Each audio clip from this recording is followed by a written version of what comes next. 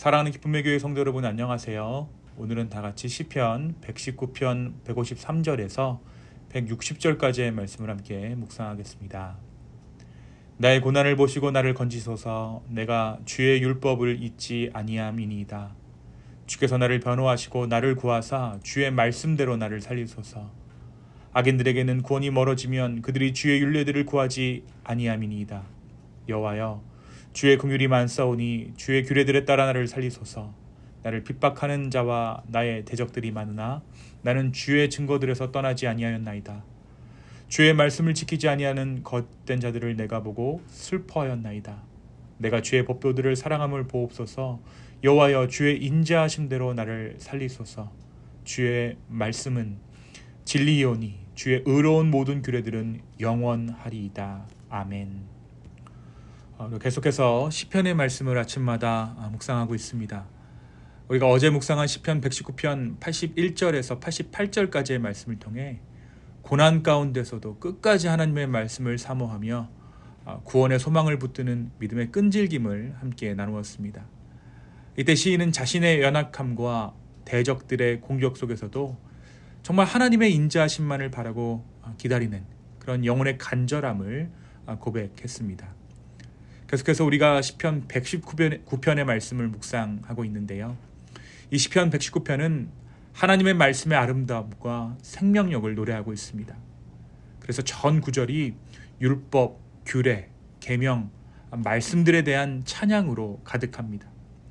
고난과 삶의 현실 가운데서도 하나님의 말씀을 끝까지 붙들며 살아가는 믿는 자의 신앙 여정을 깊이 있게 보여주는 것이 시편 119편의 내용입니다.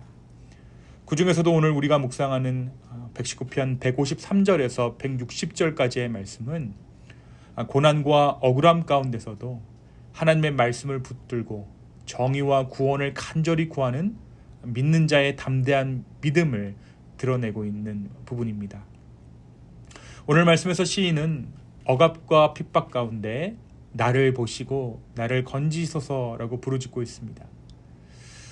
그의 구체적인 상황에 대해서는 기록되어져 있지 않지만 그는 지금 자신의 삶을 위협하는 현실보다, 그 참혹한 현실들보다 더 크신 하나님의 말씀을 의지하고 있습니다.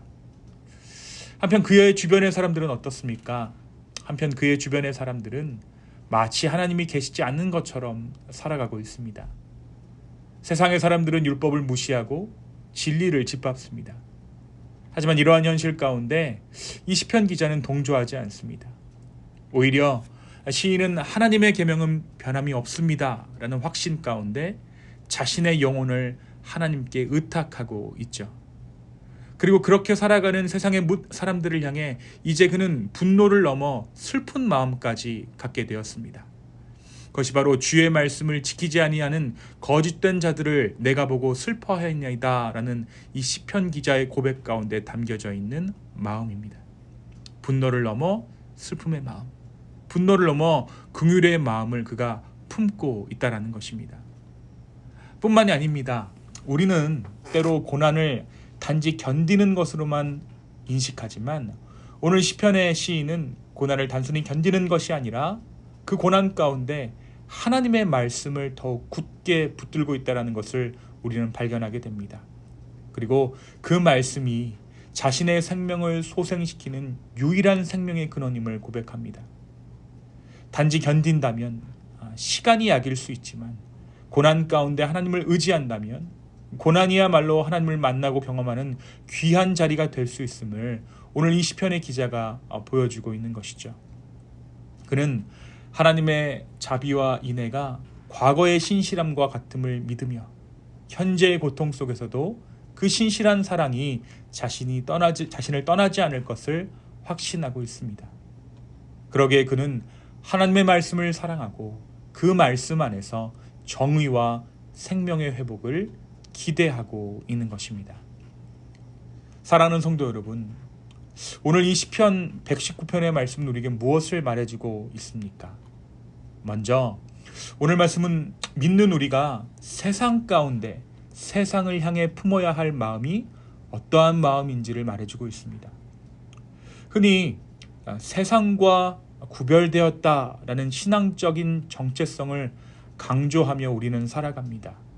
하지만 그 구분됨이, 그 구별이 오히려 세상과의 단절로 이어지고 우리 안에 알게 모르게 정죄의 시선이 생겨나는 경우도 많죠.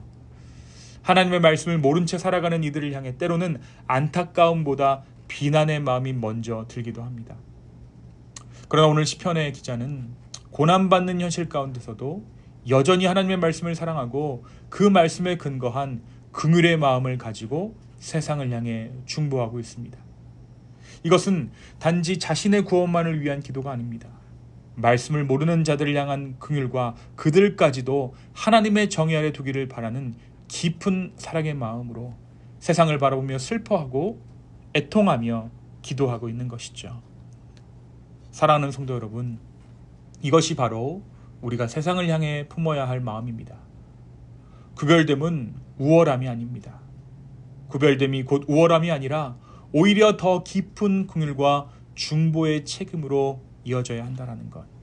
이것이 바로 오늘 시편의 말씀이 우리에게 들려주는 도전이자 위로인 줄로 믿습니다. 내가 오늘 세상을 향해 가지고 있는 마음은 무엇입니까?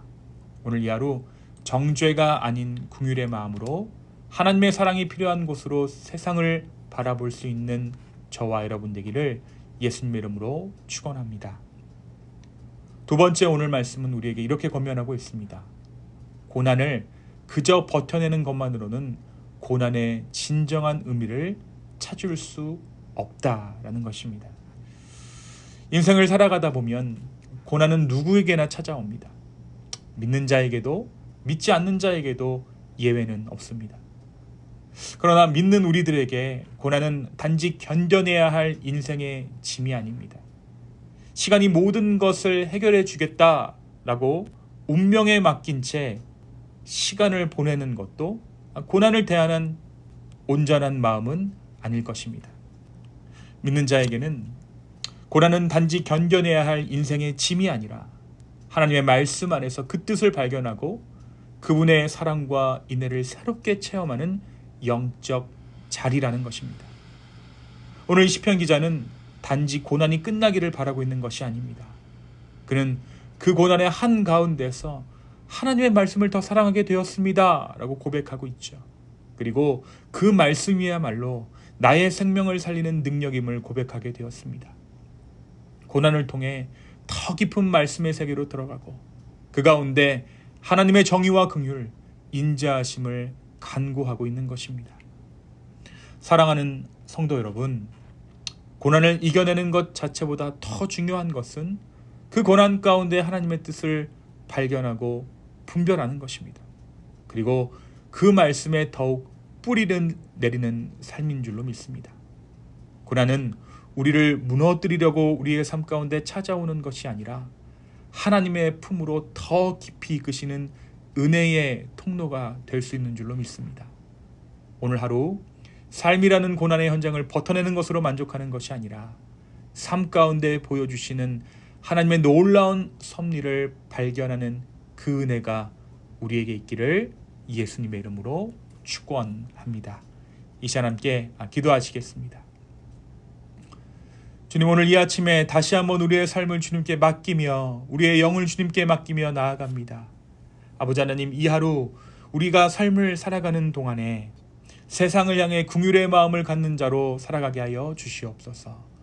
우리의 구분됨과 구별됨으로 인해 감사하며 오히려 그 구별됨으로 인해 세상을 향해 중보할 수 있는 마음들을 허락하여 주시기를 간절히 원합니다. 또한 우리의 삶 가운데 주시는 그 고난들로 말미암아 감사하는 마음으로 아버지 앞에 나가게 하여 주시옵소서. 그리고 그 고난 안에서 하나님의 놀라운 사랑을 발견할 수 있는 이 하루 될 수 있도록 우리의 삶을 축복하여 주시옵소서. 감사합니다. 이 모든 말씀 예수님의 이름으로 기도하였습니다. 아멘.